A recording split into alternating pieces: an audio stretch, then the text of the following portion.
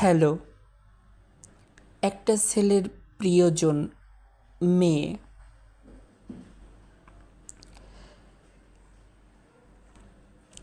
এখন তাকে ইমপ্রেস করার জন্যে সেই ছেলে নানানভাবে চেষ্টা করে, কথাবার্তা বলে।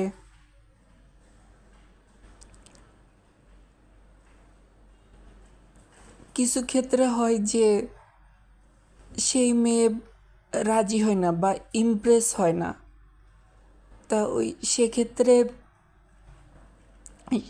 সেই ছেলের নিজের পার্সোনালিটি বা ব্যক্তিত্ব সেইটা বজায় রাখা ভালো, এটা আমি মনে করি।